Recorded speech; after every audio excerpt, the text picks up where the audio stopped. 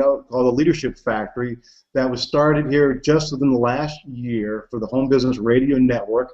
I'm the co-host. Our anchor, Orrin Woodward, has joined us again and I know this is going to be another phenomenal hangout. We've got a guest today that I've had the opportunity to speak with here prior and know a little bit about his background. And boy, I'll tell you what, the combination, Orrin brings on amazing people. Of course, for those of you that are joining that are not familiar with Orrin Woodward, he's been in the profession, the network marketing profession, for over 20 years, engineer by trade. He has multiple patents.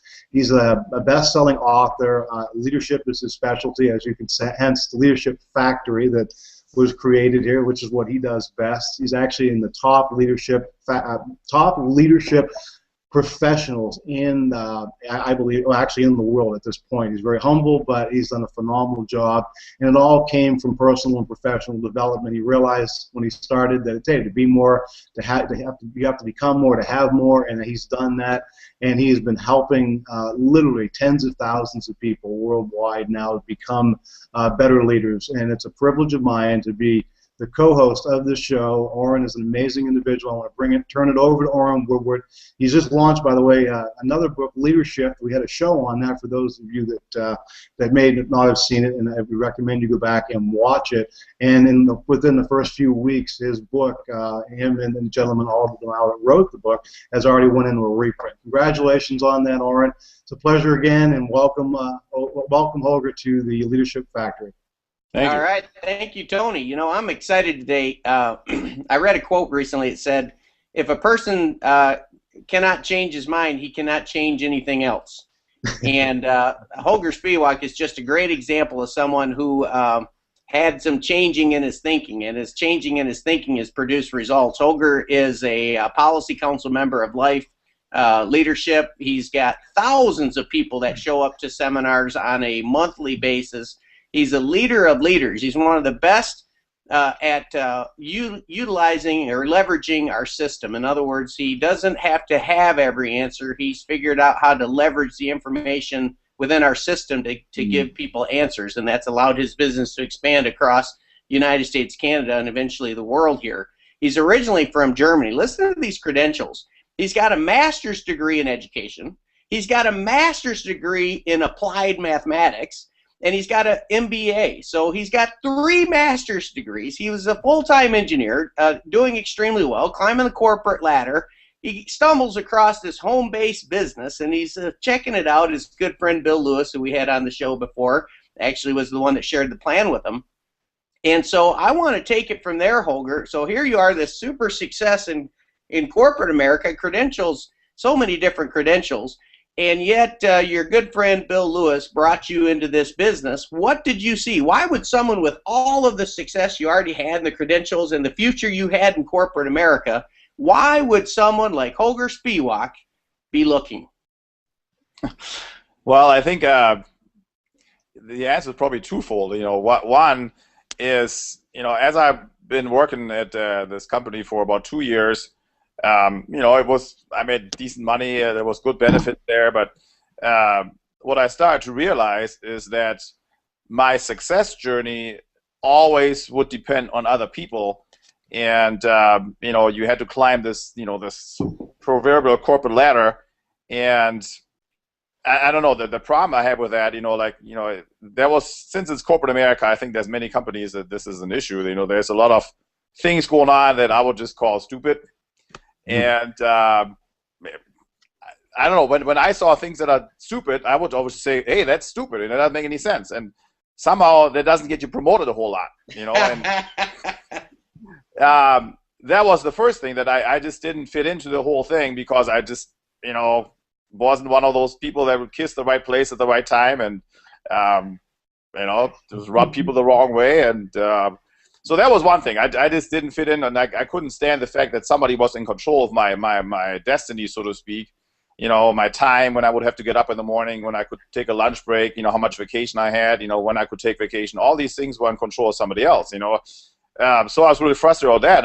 But the other big thing was, after a while, I used to work in this big building with about 600 engineers, and you know, there's all these, you know, vice presidents and directors, you know, those guys.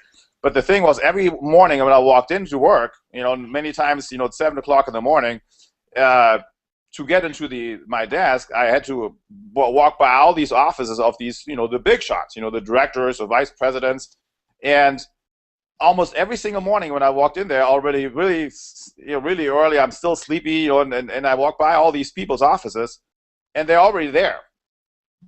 And then I would work all day long until 6, 7, 8 o'clock at night sometimes. And when I would leave that late at night, many, many times, all these successful people, the big shots, were still at work. And I said to myself, you know what? One, it's going to be really, really hard for me to get there. And then when I get there, is this really what I want? Yeah, they make 150, maybe $200,000 a year, but they spend all that time here. They basically live here, and I don't think that's what I want. So basically, I saw the writing on the wall. I realized that I would have a hard time moving up because just my personality, I think. And then I realized at the top of the ladder, like they always say, I realized that the ladder was up against the wrong building. So even if I climbed it, I would end up at the wrong spot.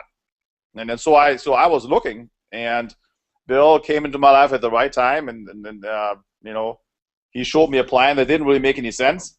Came to my house for 3.5 hours, and he tried to explain to me how this works, and I really didn't understand it.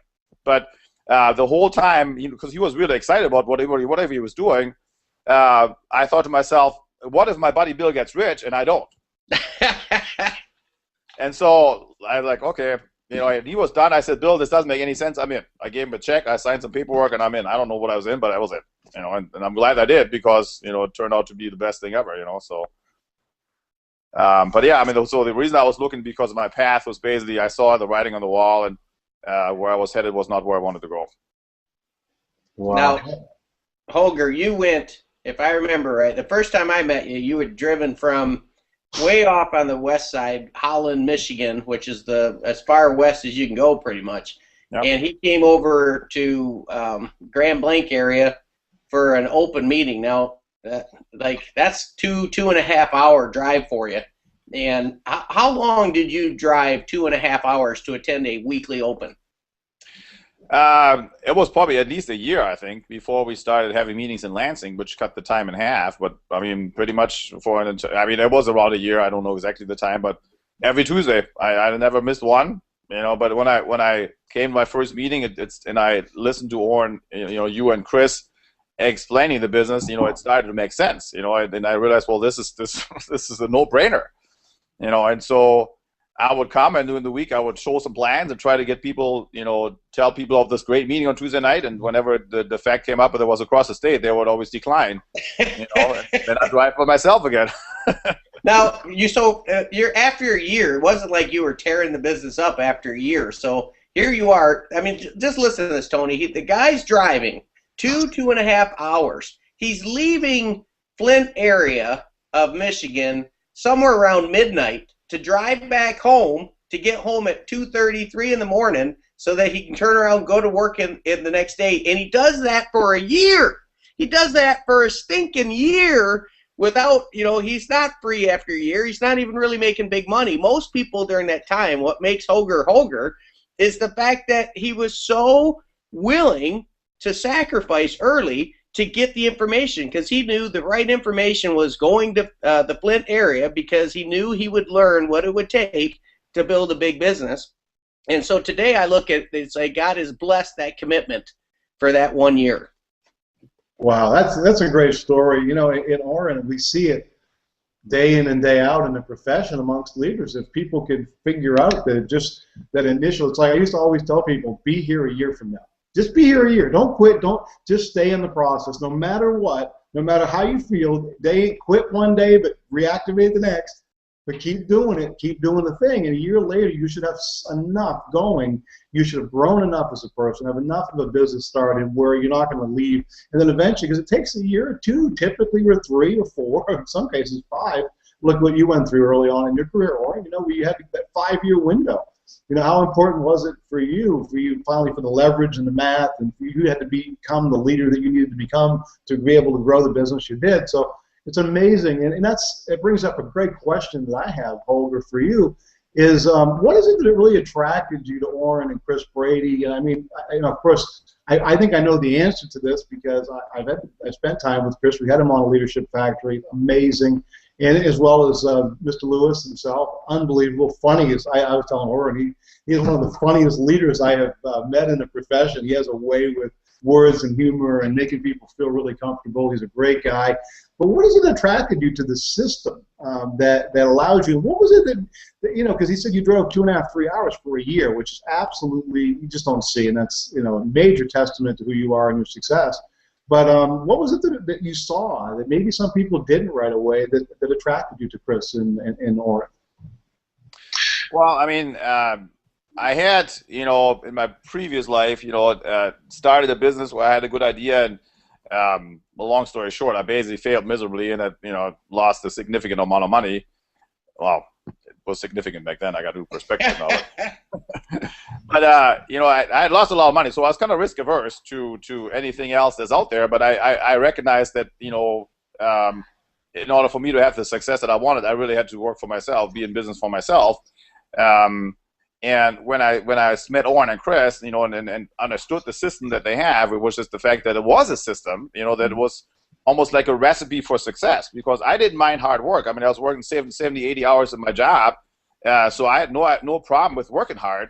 I just recognized that working in my job, it's almost like pushing on a rope. When you push on a rope, you get nothing. I mean, you can push as hard as you want. There's no results. And so here was a recipe for success, and the only thing I had to add was my work. It was a no-brainer. And the other thing was that Orrin and Chris obviously had the results that I was looking for. They had time and they had money. They had flexibility. They had choices. They were living the life that I wanted to live.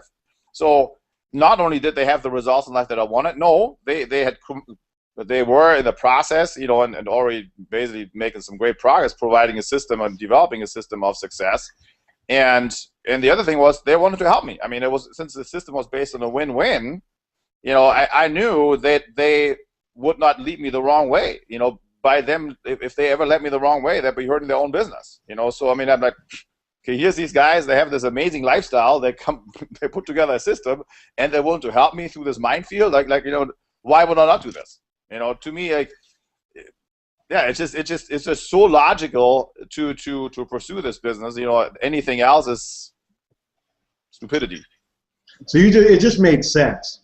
Right. It made sense. You saw what I saw right away too. That a great leader understood that they're going to be there to help you, because part of their success is obviously predicated on on the success of the people that they lead. Right. And when you understand that, it does foster a sense of trust. And you also saw the system that they put to place. You saw, I mean, when you read, like when I was asking that question, the reason why I felt funny even asking it, even recently, I've been reading Orrin's blogs, and I have a reading list. I have a certain book list that I go through, and I've been way behind on my book list because I'm reading his blogs. But they're that good. I mean, value is value, and I get so much value from the study and what he has learned and gone through. So I could see what would attract you. You had that speed of trust that Orrin teaches and Chris teach, and that was there. And but when was it you finally realized that, okay, it was okay for Chris, it was okay for Orrin, it was okay for Bill. Well, when did you finally come to the grips that this would work for you? What did you have? What process? Where were you in the process when that happened? And when did you come to that realization that you had that serious self-confidence, like, hey, this is working for me and will continue to work? When did that happen? Pretty early on. In the beginning, like I said, I was just attracted to Bill's excitement, which was not necessarily anything logical. But I don't know exactly when it was, but it was early on. When I started to understand the team approach process, that how Orrin and Chris build communities. I'd studied, math and obviously statistics in the past, and there's this thing called the law of averages, and I said to myself, the way we build teams here in this depth fashion, in this team approach fashion, the only way for me to fail is if I stop. I mean, I could put a bunch of people in, I mean, I might put 100 people in and they might not do anything, but just like when I roll a die, there's a 1/6 probability that I'm going to get a 6. Which Sure. means, I mean, I could roll a die 100 times and not get a 6, theoretically. But statistically, it's very improbable. You know, I mean, it's 1/6 to the 100th power, you know, that I get 100 times without a 6. And so, you know, in this business, I said, well, even if we put 100 people in, I might not find anybody that's crazy like I am, but the chances are really, really high. And really, when I build depth, I only need one person. You know, I mean, I don't care what all these other people are going to do. If I find one guy like me in depth and help that person become successful, I've just replaced myself, you know, and now as a pipeline that's stable and obviously continue to grow. If I just, you know, like Orrin's doing so greatly and setting the example, mentoring people, and with very little time, you have a pipeline that's generating volume over and over and over. You know, so I mean, again, it goes back to the logic, you know, that I just realized the system couldn't fail as long as I didn't stop. Hey, Holger, let me, Tony said something pretty important. He said speed of trust. And you did, if I remember right, you did jump right in. Like, I mean, I can remember the very first time, one of my first recollections of Holger is him giving me this meanest look. Someone said, hey, Holger, or Orrin, I want you to meet this, here's my new guy, it's Holger Spiewak. And I shook his hand, and he gave me this look like, it was like, he was just like staring right through me, trying to take the measure of the man, so to speak. And I'm like, whoa, you know, and I shook his hand. But it was like the next time I saw him, he was already starting to get fired up. And so very early, he jumped right in. And you don't jump in with that level of enthusiasm unless you have speed of trust. So my question is, what did Bill, what did Chris, what did myself, your leadership team, what did they do to help you build that speed of trust so quickly? That's a great question. Well, I think the big reason was probably Bill and Mark Huber, you know, who was the sponsor of Bill. These guys, I knew Bill from before, and, you know, he's a good friend of mine. You know, we worked together. We did some, you know, recreational stuff after work together. So there was certainly a relationship and a trust established there. And then, you know, Mark Huber, I remember my first month and a half, you know, Bill and Mark came over to my house, you know, like every Sunday, these guys would show up at my house.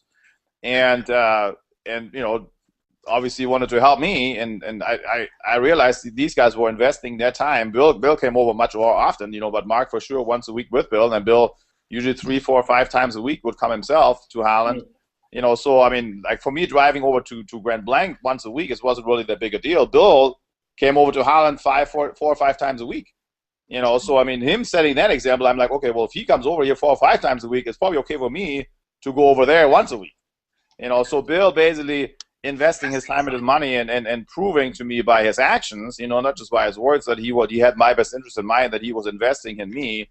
And then meeting Mark, you know, who's just a great guy. I mean, Mark is, you know, the guy with probably the best people skills we have in the whole business, and he just made a friend. You know, and then I mean, right away I knew I could trust him because of just how the way he acted. He so sincerely showed he cared about me, and which you and Chris, I mean, I didn't spend that much time with you guys in the beginning, but every time I was around you guys, you know, I realized that I wasn't just a number. I realized that you guys were interested in me and you know, sincerely interested in my success. Very good. Wow. You know, Orrin, it really shows you over and over again how relationships, how key they really truly are, and how you know, it sounds to me, some people come into this business, as you know, that they have a tendency to be more of a servant leader. They have a tendency to have more of maybe they've got more skill sets they develop based on what they did prior to becoming in a network. But some people have to learn those. They have to learn to be that way. They've changed who they are and their personality. Sounds like Holger got lucked out to have the people close to him, like Bill, who was a good friend. He already had that, and then of course they trusted you and had that connection with you and with Chris. You can see that family tie that tied in. It's like, well, wait a minute, if Bill loves Orrin, then you know, I can see why I love Bill, and you can see how that fits, and that is the essence of our profession. And like, as Holger had said, it only takes one in depth to focus on at any given time, because many of them are leaners, as you know, or many of them may not be ready today, or maybe they're still developing, or maybe the belief system isn't there, or a number of reasons, but you only need one at any given time. And it sounds like Bill identified that one as Holger, and that's a great story. So Holger, when you're going through this, now you mentioned something about where at work, where you would say if you saw something stupid, you'd say, well, that's stupid. Now, in corporate America, they typically won't fire you for that. You just don't advance. Right. But in a networking business, you know, you tell people something stupid, they tend to not want to stick around because this is kind of an all-volunteer team. So I know a little bit of your story, but for everybody else, you know, you coming in probably, you know, I always say I was a no people skills engineer. Well, I think Holger was duplicating me on that one a little bit. So, you know, when you got started, it had to be tough to kind of look in the mirror and see, man, Holger, this area is not right. I got to fix this. You know, why don't you share a little bit of, you know, some of the things that you realized in confronting reality and then how you changed them? Well, I mean, you know, we have an emphasis in our business on the top 5 books. You know, the Dale Carnegie, How to Win Friends and Influence People, Frank Bettger, How I Raised Myself and Failure Success in Selling, Personality Plus from Florence Littauer, Les Giblin, How to Have Confidence and Power in Dealing with People, and what was the last? Magic of Thinking Big by David Schwartz. And, you know, all these books, you know, focus on people skills. I remember, I think I showed my first 30 plans. They were all no's.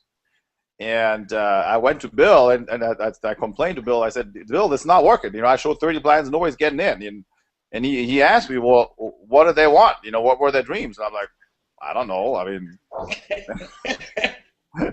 and so what I realized, you know, after 30 plans is that, you know, looking back, I did all the talking. You know, it was always about me, blah, blah, blah, blah. I went through all the mechanics, you know, and showed them all the details, you know, but I never let them talk.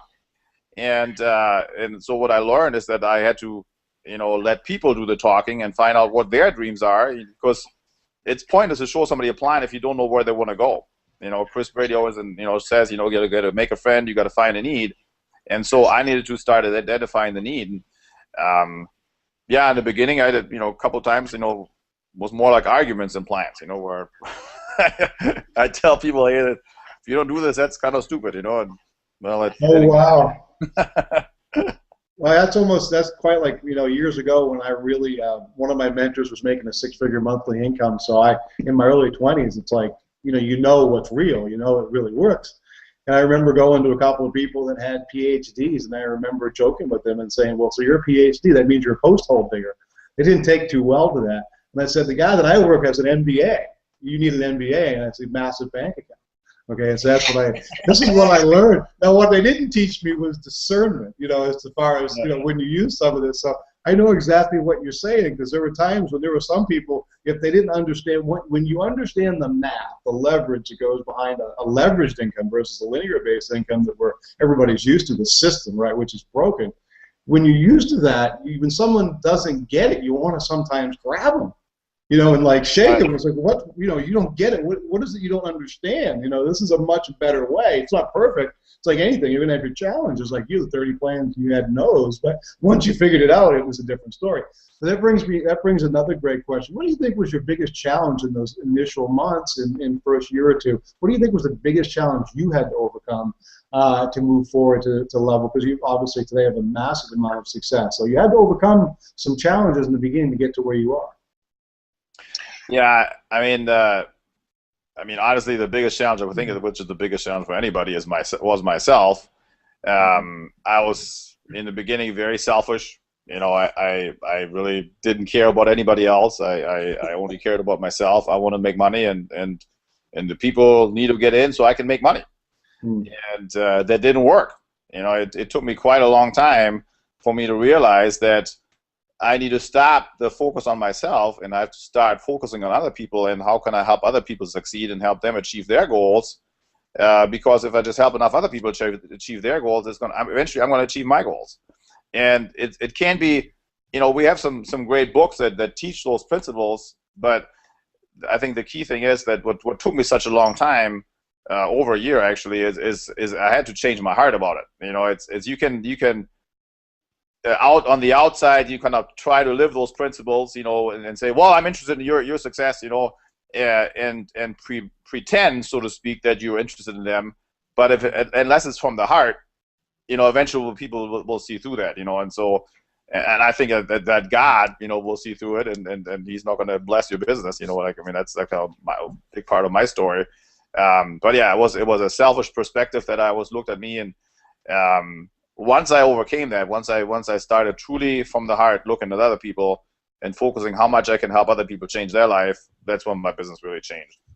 Holger, share a little bit of that story. I mean, I know you shared your testimony at the major function we just had, but just share a little bit of that story. Even like you said, well, I guess I'll read the Bible to get rich or something like that. You know, just that was funny. Yeah. So what happened was, like I said, I mean, I grew up in Germany. I was, you know, I mean, I was baptized as a baby, but it, you know, didn't really mean anything. My family would go to church once a year for Christmas, but just because it seemed to be the right thing to do. But there was no spirituality, so to speak. I grew up really not believing in God at all because I couldn't see it. And then I got involved with this business, and you know, almost every single seminar that I would go to, you go to a meeting, the speakers, many of them always, some way, shape, or form, they talked about God. And I remember that, you know, in those early days, that every time somebody talked about God, I would always get upset and just kind of think to myself, come on, you know, like, forget this God stuff, you know, I want to make money, you know, tell me how to make money, I don't care about God. And, well, that didn't work, you know, for probably about a year, I was proceeding that way, you know, not really listening to that God stuff. And then after a year, when it was not working, I finally took a step back and said to myself, okay, it's not working. What am I doing wrong here? You know, what is it that Orrin and Chris are doing that I don't do? Because I'm showing the plan 15 times a month. I'm reading the books. I'm listening to CDs. I'm going to the meetings. You know, I'm doing everything this plan says. You know, what is it? And the only answer I could come up with was that Orrin and Chris, they always talked about God. You got to have a relationship with this Jesus guy, you know, and blah blah blah. And so then, you know, as a choleric, I just decided, okay, well, fine. You know, if that's what I have to do to make money, I'll just get a relationship with this Jesus guy, you know. So, so it was basically my New Year's resolution for 2001 was, so about, you know, 15 months after I got started, was to read the Bible and the New Testament every day. And for the first 3 months, you know, I read it every night. When I came over at 3 o'clock in the morning, I'd read it. But it didn't make any sense. You know, I read it, but it's like, okay, well, what's the point? And I remember the first weekend of April, which was the weekend before Easter of 2001, we had a big function down in Texas, in Dallas. And I think there was about 70 of us or 80 of us that went down there. And on Friday night, you know, we had one of those after meetings. You know, Orrin got everybody together in a room, and he gave kind of everybody the opportunity to talk. And at that point, I guess I had grown so frustrated that I couldn't figure this thing out. You know, that when the turn came to me to speak, I said, you know, I'm asking Christ to come into my life. And so then the following week, which was the week before Easter, a guy on my team invited me to his church on Sunday, and I ended up going. And they, at the end of the service, I passed out a book, you know, by Max Lucado, who did this just for you. And so I came home Easter Sunday, and since my family was all over the world, I didn't have anything else to do, so I sat at home, read the book, and I think that God used that book to open my spiritual eyes. You know, that I realized, you know, that, yeah, I mean, Jesus died on the cross for sinners. I knew that before, but through reading that book, I realized all of a sudden, no, he died on the cross for my sins, and all the things I did wrong in the past, you know, he already paid the penalty, and all the dumb things I'm going to do in the future, he already paid the penalty. You know, and so I literally, when I was done with the book, at the end it said, no, if you're ready to accept Christ as your Lord and Savior, then say this prayer, and I did. And you know, when I got up, I felt totally different. I mean, it was like the weight of the world was lifted off my shoulders, and I lived on a busy street in Holland. I ran out of my driveway, I threw my hands in the air, and I'm saved. But that it was April 15, 2001, Easter Sunday, is when my life changed, because all of a sudden, you know, that's when it went from my head to my heart, so to speak, that the business was not about me anymore. The business was about other people. You know, and it was noticeable. I mean, it's like everybody around was like, wow, what happened to Holger? Now, we knew what happened, but it was literally like flipping a switch where all of a sudden Holger was, you know, Holger is always very loyal, but he became one of the greatest servants. And it was just a couple years later, you get out of your job. I mean, you've been job optional now for what, 10 some years, right, Holger? Mm-hmm. Yep. 10 now here's a big question, because I think there's a lot of people in the networking profession, they reach a certain level of success and then they level off. They kind of, you know, they have some growth and then they level off, and now all of a sudden it's very hard for people to turn it back on and grow again, because Holger, you had some growth, leveled off, and then really in the last year you've just taken it to a whole new level. So there had to be something. What was it? Either mentally, you know, what went on inside to say for Holger and Lindsey that it was time to move on again? Well, I think you know, a couple of years ago we had a book on our system called The Ant and the Elephant, and then I think about a year and a half later you recorded a recording with the same title, The Ant and the Elephant, and I read the book and I didn't do anything with the content. And then a year and a half later, when you gave that talk at the directors meeting, I think, of one of the conferences, you know, I always suddenly it hit me like a brick, because I was like, wow, you know, like you said, if you do this, then your business is going to move on in the next 12 months, and if you don't do this, it's not. And I'm like, man, you know, I knew back then when I read the book that I should have done this, and I didn't. And so I basically, you know, at that point I said, you know, I got to program my subconscious mind. You know, now looking back, indirectly I did that before I was retiring, because I was, you know, one of the first recordings that Bill gave me, this guy was talking about retiring, and his last day at work he showed up in a white tuxedo with tails, and that was kind of my picture. But I never applied a conscious, strict process every day of visualizing my retirement day, and I think that's why it took me 3.5 years. You know, I think I could have retired much earlier, but I didn't. You know, and then when you gave that talk, I really started focusing on my next goal, which was the policy council level, and visualizing a lot, and it's amazing how much, you know, because I had really leveled off for you know, when I retired.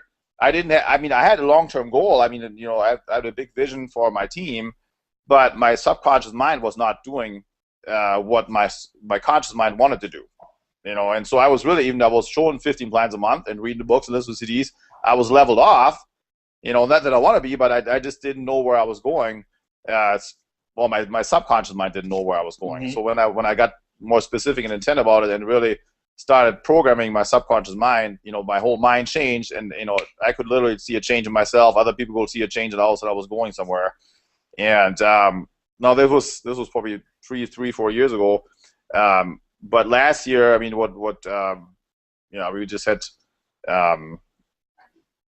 yeah, I mean, it was some things happened where we know, where as a team we decided we had to move on, you know, and it was just all of a sudden it just had to be done, you know, like where we, everything else didn't matter anymore, and we had to get it done, and the date was set, and we hit it, you know. So really, it's just, like we always say, it was just a decision.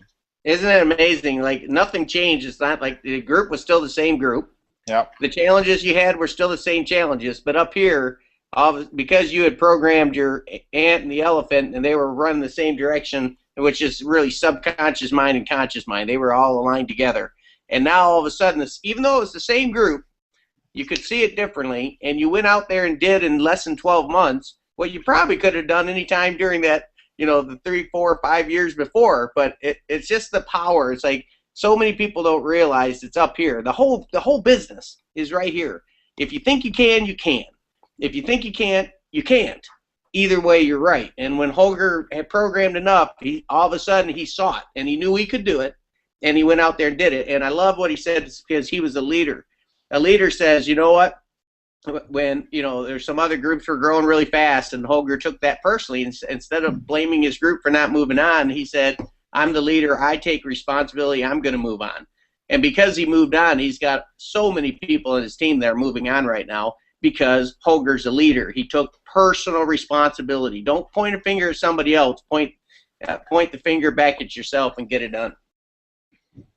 That is awesome. That's a great story, Holger. What's your thoughts, Holger, on personal development in the sense of the books and tapes? Well, tapes, I'm going back a ways, but you went that first year, 2 or 3 hour trips, and you know, you'd leave and come home 3 o'clock in the morning. I mean, like Orrin said, who would do that and do it a year into it? But how much has it impacted you to be listening, to have the information, the system there to tap into? How much has that made a difference in your success?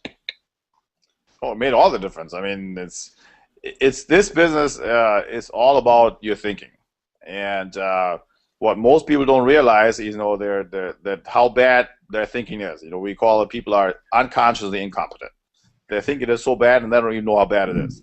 And you know, most times when people get involved in our business, they realize how, I realized how bad my thinking was, like Orrin said on a recording, we make you listen to tapes because they shut you up.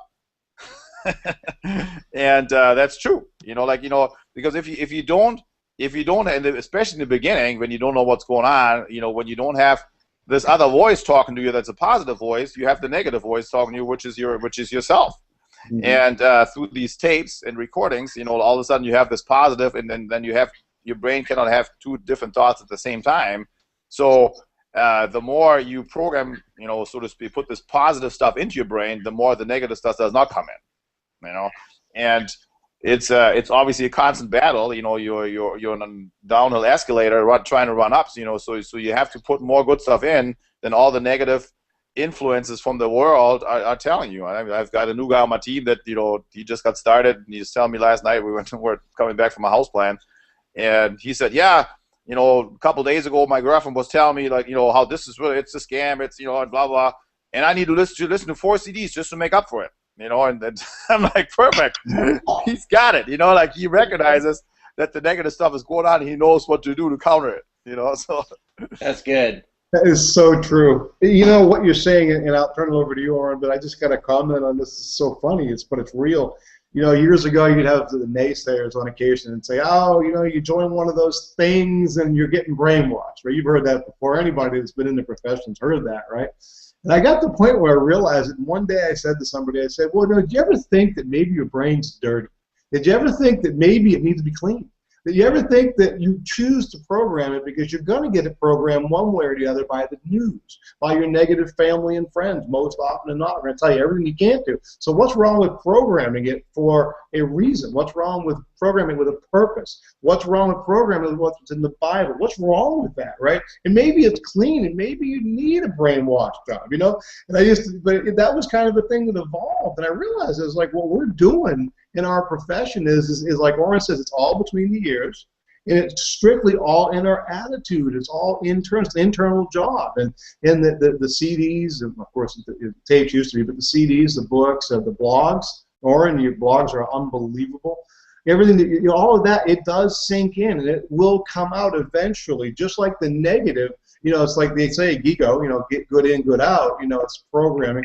Maybe we need a software change. Maybe we need a reboot. Maybe we need to clean our brain a little. And I went through the same thing. I still do. I still go through it now. And just like you said, when someone gets real negative, I'll go in and I'll listen to a great CD. Someone like Orrin, because he fires me up, or Chris Brady, or somebody that you resonate with. And how important is that in our career? How much do we need it? When you sponsor 10 people and 11 quit, you need to keep yourself in the game. How do you do that? I don't know if people catch the math on that one. Sometimes it seems like it. Or how about a secret meeting? What's a secret meeting, Orrin? When no one knows about it, and you're there and you're talking to the dog because no one showed up at the meeting. How do you get yourself going to that next meeting? And that one night didn't mean anything in the overall scheme of your business, but in that moment it felt like it was what? The end of the world. So this is a great hangout. I tell you, I really appreciate you sharing your story, Holger. It's real. It's not what a lot of people think. It's the fast cars and the jewelry and the houses and some of the things that are promoted in the profession. What you're talking about is real. This is what every leader goes through. Everything you're going through, every leader does. I just don't know if some people have taken the time to look back at it and really see what it was they went through. Or just amazing show today. Well, the real success, to me, Holger's real success isn't his Mercedes, or it's not his cars, or is it BMW? Which one do you have? You have a Mercedes or BMW, Holger? Mercedes. Mercedes, that's what I thought.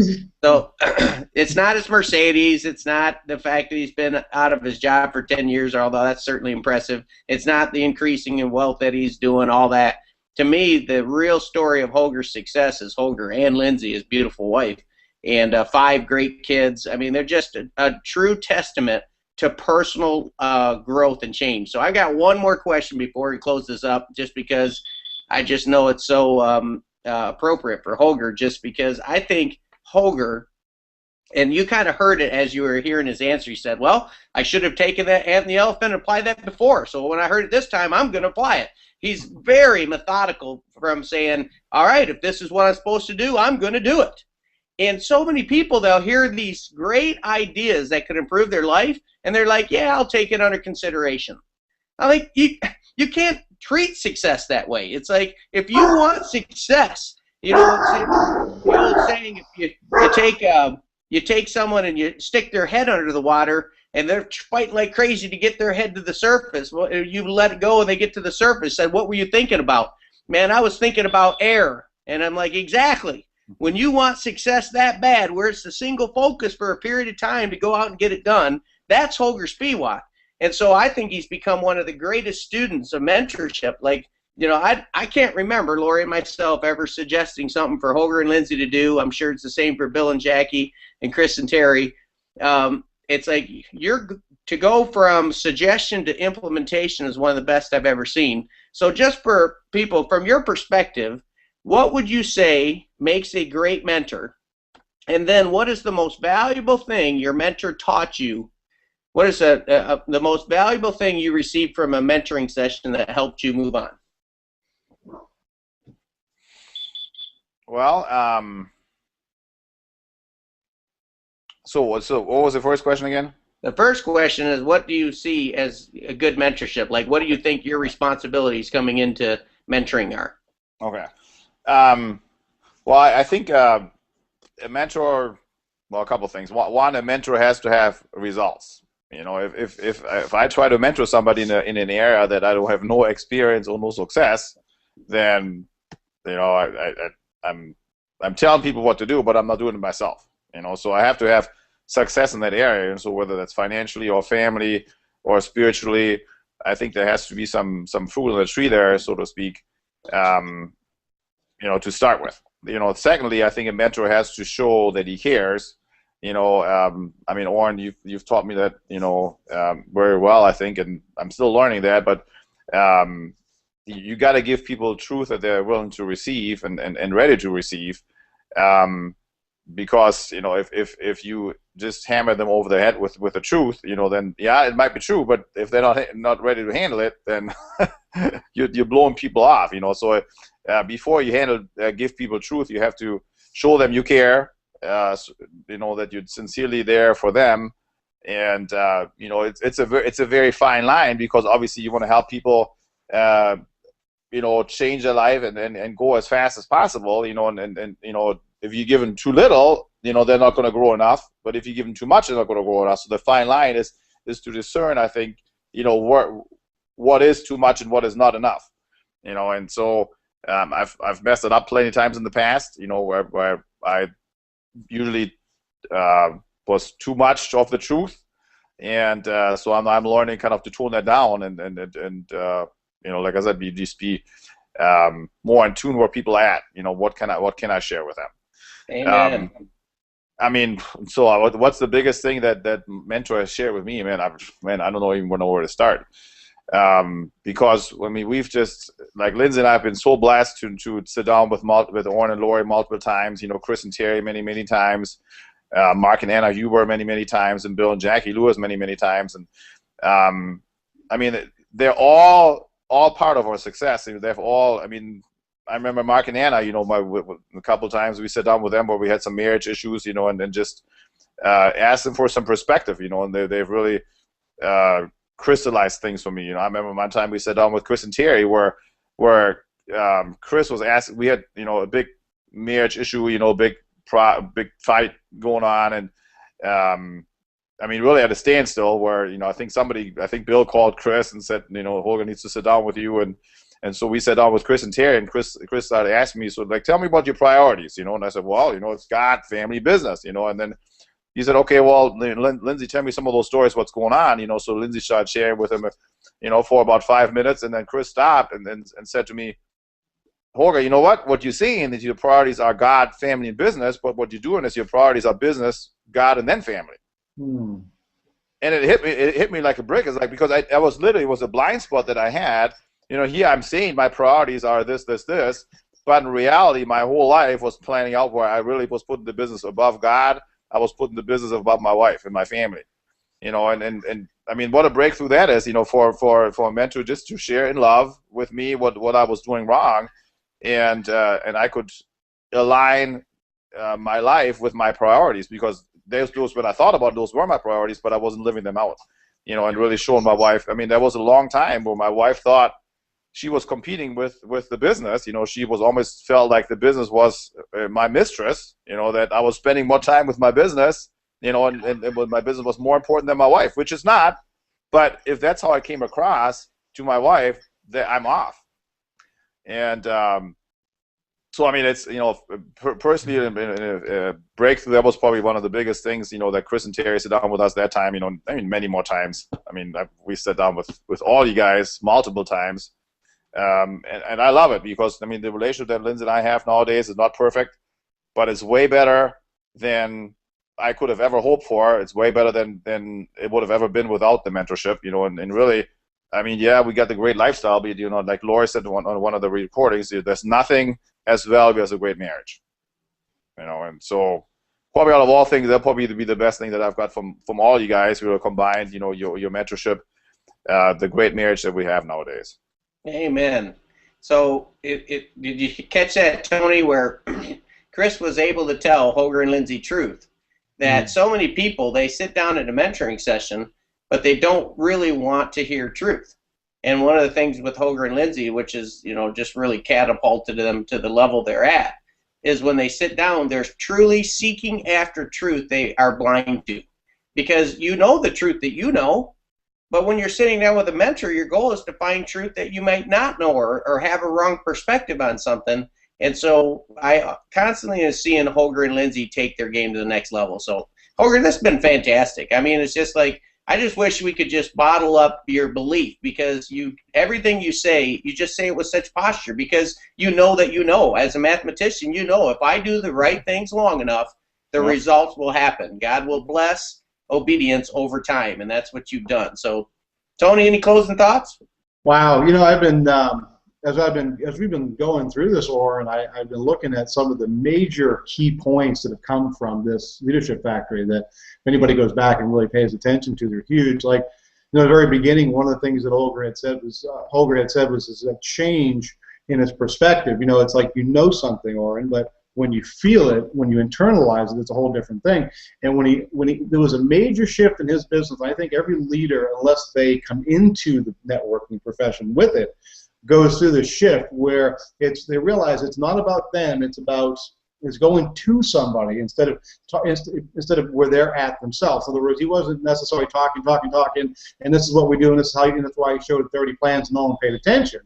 It became to the point where, wait a minute here, how can I serve you? How can this business help you? It's about them, not about me.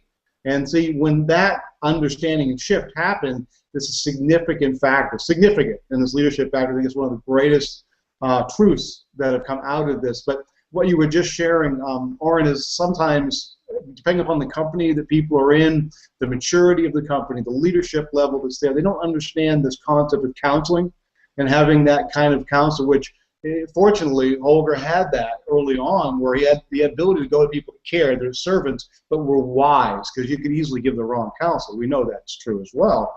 And you guys had a system that depended upon us, a system that you could go to that was there for you to help you grow. And like Orrin said, to point out things that maybe you didn't want to necessarily accept, but you knew in order to move on, you had to. Sometimes it's uncomfortable to be told what's the obvious, right, in most cases, but you need someone who cares enough about you, that has enough strength that tells you, hey, look, you're screwing us up, Tony, don't say that to people with PhDs anymore. It's going to hurt your business, that kind of a thing. Well, you had a mentor that taught you and showed you love and caring, but was tough enough to tell you the truth that, wait a minute, this is what you say is important, but this isn't what you live in. This is what I'm seeing, what I'm observing. So there are so many great points to this leadership factory, Orrin. I have no way to put it. I just it's all about people. And here's the one thing that I think you guys have all realized I love.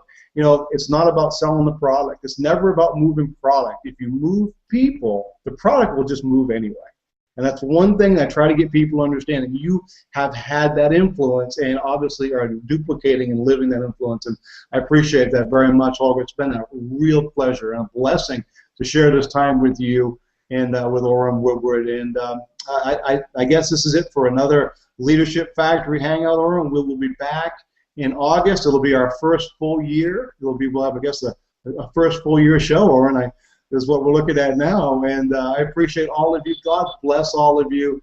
Please, if you've gotten value from this, share this with your people and friends and people in your group, and also God bless all of you. And once again, thanks again, Orrin, for sharing the time, and Holger for sharing this. It's been unbelievable. Every time I do one of these, I never think they can get better, but somehow, Orrin, they do. Once again, everybody, God bless. Have a great day. This is Tony Cannuli, the co-host of the Leadership Factory from the Home Business Radio Network, and we'll see you soon. Bye for now.